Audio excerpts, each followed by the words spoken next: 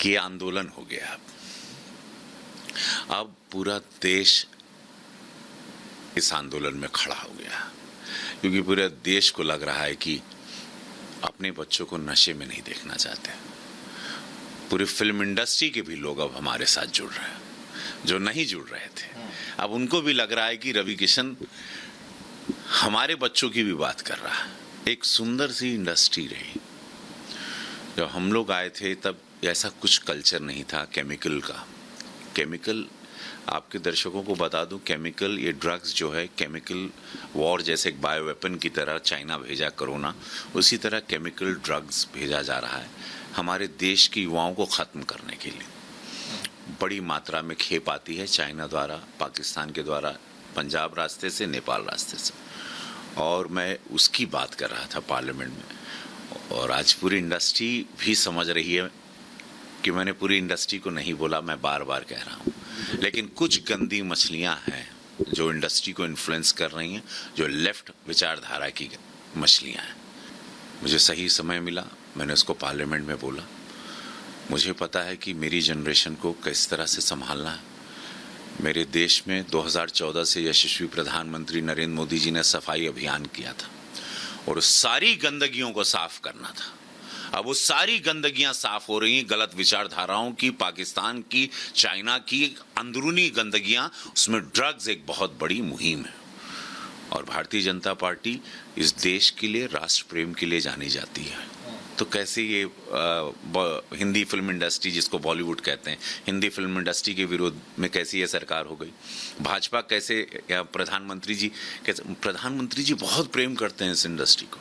हाँ, बहुत बड़े एक माफिया से तो भिड़ गया हूं, मार भी दिया जाऊंगा।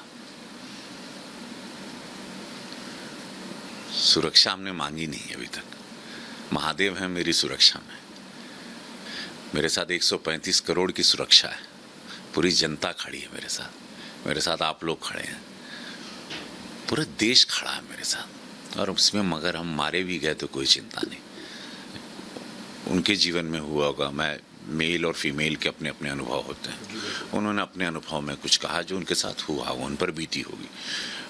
लेकिन फिल्म इंडस्ट्री बुरी नहीं है, बहुत सुंदर इंडस्ट्री है। मैंने बार बार कहा कि चुनिंदा लोग इस इंडस्ट्री को जान के ख़त्म करना चाह रहे हैं, क्योंकि लोग अपनी बादशाहत बनाना चाह रहे हैं। तो वो इस तरह से एक पूरी इंडस्ट्री को साफ करके अपने लिए कुछ नया प्लान कर रहे हैं, वेल प्लान्ड स्क्रिप्ट रच रहे हैं, और उसको तोड़ना है। इस नेक्सस को तोड़ना है। एक माकड़ जाल जो आ चुका है, माकड़ जाल, उसको पकड़ना है, इन मछलियों को निकाल के बाहर डालना है, और ये पूरी सुंदर इंडस्ट्री, हिंदी फिल्म इंडस्ट्री दोबारा वैसे ही हो जैसे वो 100 साल से ऊपर से पूरे देश को एंटरटेन कर रही थी। वेल प्लान था, और वो अब पकड़ा गया है, और अब देश जाग गया है। अब फिल्म इंडस्ट्री के लोग भी आ रहे हैं, अब पूरी इंडस्ट्री साथ दे रही। अब मैं अकेला नहीं हूँ, और अच्छा होगा ये गंदगी साफ हो जाए, मेरा देश, मेरा भारत बहुत सुंदर है। दम है आप लोग की क्या शक्ति है, आप लोग का पावर क्या है, और उसका सही इस्तेमाल हो रहा है। तो और सही इस्तेमाल आप लोग कर रहे हो, और देश आपके साथ है, और आपके चैनल को एकदम भोजपुरिया में कहल जाएगी, एकदम चाँप के लोग देखा ना। यह तरह बम बम रहा, बहुत आगे बढ़ा। यह तरह जीवन में ये कहें कि ये तो लगे कि चाहिए जीवन में कि भैया हो, जब तक जिए सच्चाई से जिए, जब तक जिए ईमानदारी से जिए, डरपोक मौत नहीं मरना है। कि भैया जब आवाज का समय रहे तो वो दिन उबेर हम गूंगा और बहिरा हो गए नहीं, कि मोक्ष भी ना मिले, का फायदा इसन जिंदगी का? कुछ रोटी कमाए खातिर और कुछ बंगला गाड़ी कमाए खातिर हम गूंगा बहिरा मर जाएंगे। आज हमके जनता गोरखपुर के जितौलस इतना लाख वोट देख के, ई खातिर कि हम गूंगा बहिरा बन के हम पार्लियामेंट में बैठी, तो लानत बा हमरी जिंदगी पे। हम माँ भारती खातिर अगर बोलो ना पाई, अगर हमरे माँ भारती के केहू आघात करी और हम शब्द ना देव, तो का फायदा इसन जिंदगी का हो?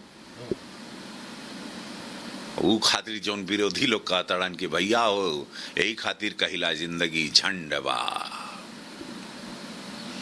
फिर भी घमंड बा। हर हर महादेव।